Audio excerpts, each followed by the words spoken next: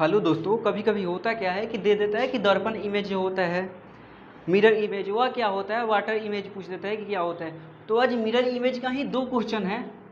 यह जो दो क्वेश्चन है, इन दोनों क्वेश्चन पे ही हम आपको पूरा मिरर इमेज समझा देंगे कि आखिर जो होता है मिरर इमेज को हम कैसे बनाते हैं।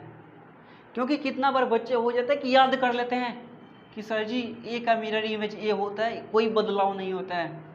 बी का मिरर इमेज बी होता है, सी का मिरर इमेज सी होता है, डी का मिरर इमेज डी होता है, ई का मिरर इमेज ऐसे होता है। तो याद करना भाई एक बहुत ही बड़ा समस्या है। आप मैथ में और रीजनिंग में याद नहीं कर सकते हैं।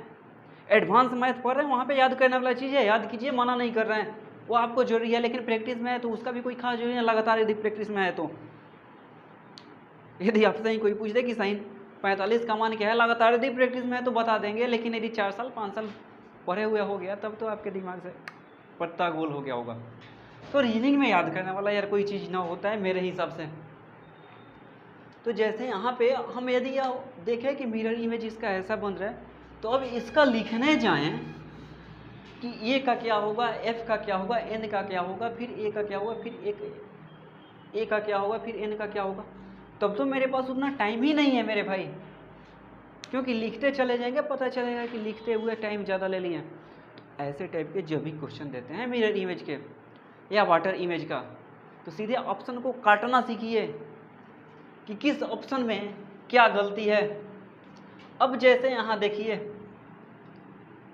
दर्पण आपका यहाँ लगा हुआ है, इसका मतलब है कि प्रतिबिंब में पहले एन ही आएगा। जैसे आप चेहरा लेके जाइएगा दर्पण के सामने, पहले दर्पण में आपका चेहरा दिखाई पड़ेगा, उसके पीछे जो सामान है दर्पण में भी जो प्रतिबिंब बन रहा है, आपके प्रतिबिंब के पीछे, आपके चेहरे का जो प्रतिबिंब बना है उसके पीछे ही पीछे वाला सामान दिखाई पड़ेगा। तो दर्पण यदि यहाँ पे लगा हुआ है, इसका मतलब है कि एन जो है पहले आएगा। तो एन पहले आएगा, इसका मतलब कि यह वाला ऑप्शन हमारा कैंसिल हो गया, क्योंकि इसमें पहले ए दिया हुआ है। और एक चीज देखें तो पूछा हुआ है कि मिरर इमेज क्या होगा। तो मिरर इमेज में क्या होता है कि पलट जाता है। अब यहाँ पे यदि देख रहे हैं एफ है और यहाँ देख रहे हैं कि एफ जो है सीधा सीधा है, इसका मतलब कि यह भी ऑप्शन हमारा गलत हो गया।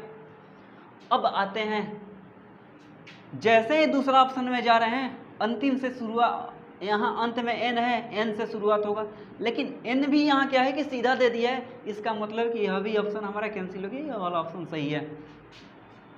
तो आशा करते हैं कि यह बात समझ में आया होगा। जैसे इलाहाबाद देखिए, यहाँ पे यदि आपका दर्पण लगा हुआ है